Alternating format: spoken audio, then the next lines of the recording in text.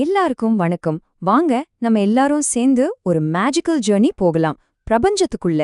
இது வெறும் கிரகங்களை பத்தின கதை மட்டும் இல்லைங்க. இது நட்பு, சாகசம், அப்புறம் இந்த பிரபஞ்சத்தோட ஆழமான ரகசியங்களை பத்தினது. சரி, வாங்க இந்த விண்வெளி சாகசத்துல மூழ்கலாம். இப்போ இத கொஞ்சம் யோசிச்சு பாருங்களேன். நீங்க ஒரு சாதாரணமா ஒரு ட்ரிப் போறீங்க. ஆனா அது உங்க வாழ்க்கையே மாத்திர ஒரு மேஜிக்கல் அட்வென்ச்சரா மாறினா எப்படி இருக்கும்? நம்ப முடியல இல்லையா? ஆனா 3 நண்பர்களுக்கு நிஜமாவே அப்படிதான் நடந்தது. அவங்களோட ஒரு சாதாரண விண்வெளி பயணம் ஒரு மறக்கவே முடியாத மாயாஜால சாகசமா மாறிடுச்சு. வாங்க அவங்க கதைய கேட்கலாம். சரி, அவங்களோட கதை இங்கிருந்து தான் ஸ்டார்ட் ஆகுது. 3 நண்பர்கள் ஒரே கனவோட அவங்க ஸ்பேஸ்ஷிப்ல ஏறி நம்ம சூரிய குடும்பத்தோட மர்மங்களை எல்லாம் கண்டுபிடிக்க கிளம்பிட்டாங்க. சரி, யார் அந்த 3 பேர? வாங்க அவங்கள மீட் பண்ணலாம். முதல்ல எம்மா ரொம்ப தைரியமானவங்க. அடுத்து ஜாக் செம்ம அறிவாளி. அப்புறம் மியா எப்பவும் எதையாவது தெரிஞ்சுக்க ரொம்ப ஆர்வமா இருப்பாங்க. இவங்க 3 பேரும் ரொம்ப க்ளோஸ் ஃப்ரெண்ட்ஸ்.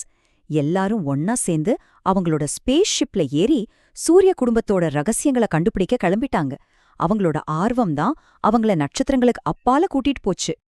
ஓகே, இப்போ அவங்க பயணத்தோட அடுத்த கட்டத்துக்கு போலாம். அவங்க எந்தெந்த கிரகங்களுக்கு போனாங்க, என்னெல்லாம் ஆச்சரியம் அவங்களுக்கு காத்துட்டு இருந்துச்சுன்னு பார்க்கலாம். அவங்களோட ஃபர்ஸ்ட் ஸ்டாப் வேற எங்கேயும் இல்ல, நம்ம சோலார் சிஸ்டத்தோட மையத்துல இருக்கிற சூரியன் தான். அதோட பிரம்மாண்டத்தையும் அந்த கண்ண கூசுற ஒளியும் பார்த்து அப்படியே அசந்து போயிட்டாங்க. என்ன ஒரு பவர்ஃபுல்லான ஆரம்பம் பாருங்க. அடுத்து அவங்க போன இடம் வீனஸ், அதாவது வெள்ளி கிரகம். அதுதாங்க நம்ம சோலார் சிஸ்டத்திலேயே மிக வெப்பமான கிரகம். அடர்த்தியான கந்தக மேகங்களுக்கு கீழே கொதிக்கிற அந்த சூட்டை அவங்களால உணர முடிஞ்சது. அப்படா, அந்த சூட்ல இருந்து தப்பிச்சு அவங்க நேரா செவ்வாய் கிரகத்துக்கு போனாங்க. அங்க பார்த்தா ஒரே சிவந்த நிலப்பரப்பு, பாறைகள்னு ஒரு தனி உலகமாவே இருந்துச்சு. ரொம்ப அமைதியான ஒரு அனுபவம் அது. சரி, இப்போ இந்த பயணத்தோட ரொம்பவே பிரம்மாண்டமான ஒரு பகுதிக்கு வந்திருக்கோம். ராட்சச கிரகங்கள். அதோட சைஸ பார்த்து அந்த நண்பர்கள் எவ்ளோ ஆச்சரியப்பட்டாங்கன்னு நீங்களே பாருங்க.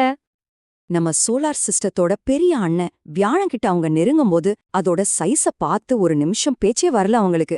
பூமியை விட பல மடங்கு பெருசா இருக்கிற அந்த கிரகத்துக்கு முன்னாடி அவங்க தங்களை ரொம்ப சின்னதா உணர்ந்தாங்க. வியாழனோட அந்த பிரம்மாண்டத்தை பார்த்ததுக்கு அப்புறம் அவங்க பார்த்த ஒரு காட்சி அவங்கள அப்படியே மெய் சிலிர்க்க வச்சிடுச்சு. ஆமாங்க, சனியோட அந்த அழகான வளையங்கள் தான். பனிக்கட்டியாலையும் பாறைகளாலையும் ஆன அந்த வளையங்களோட அழகுல அவங்க கொஞ்ச நேரம் அப்படியே மூழ்கி போயிட்டாங்க. இப்போதாங்க கதையில ஒரு பெரிய ட்விஸ்ட்.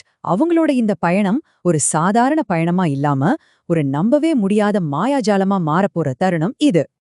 அவங்களோட பயணத்தை வெற்றிகரமா முடிச்சிட்டு பூமிக்கு திரும்பலான்னு ரெடியாகிட்டு இருந்தாங்க. எல்லாம் சரியா போயிட்டு இருந்துச்சு. ஆனா அப்போதான் யாருமே எதிர்பார்க்காத ஒண்ணு நடந்தது. திடீர்னு அவங்க 3 பேருக்குள்ளேயும் ஒரு மாதிரி விசித்திரமான ஒரு மேஜிக்கல் பவர் வர மாதிரி ஒரு ஃபீல்.